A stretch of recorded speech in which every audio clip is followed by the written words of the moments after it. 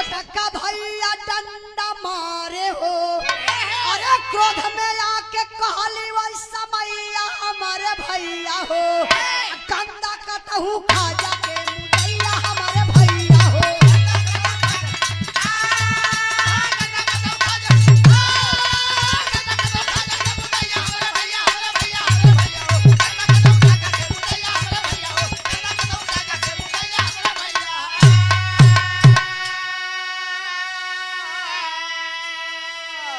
धोबिनिया कला सरकार रोटी तोहार पूरा परिवार बैठल लाल खाए बदे, इतने में भिखारी आयल कलश अलख निरंजन मालिक दरबार से कुछ मिली, तब ले वो भिखरिया का नजरिया वही रोटिया पर चली गल कि पूरा परिवार बैठल खाए। भिखरिया कल हे बचवा बड़ा तेज भूख लगल बहो, कोई दिन का भूखायल बानी, आधा टुकड़ा रोटिया दे देता।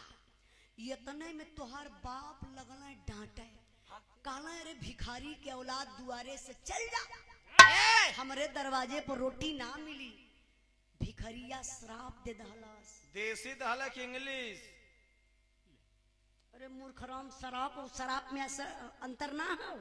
शराबा दहला ना, श्राप श्राप जैसे श्राप आशीर्वाद। भिखारी कल जा बेटवा जा, आज तू हमें भिखारी का औलाद बनावत हुआ, आधा टुकड़ा रोटी ना देत हुआ, जा तोहर अगला जन्म बिगड़ जाई, तू स्वयं भिखारी बन जाइबा।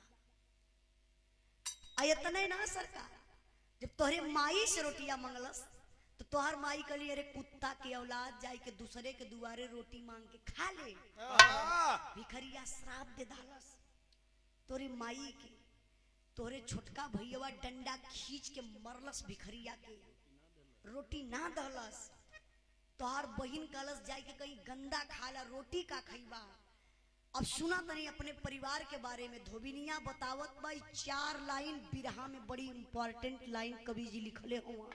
यह लाइन के आप लोग सुन लिए, समझ लिए, पूरा बिरहा समझ में आ जाइए। धोबिनिया बतावत बा कि यही समाज में तोहार बाप भिखारी के श्राप से उनकर जन्म बिगड़ल बा, तो से मिलल हो, उनकर जन्म का भयल हो। अब सुना हमसे कैसे।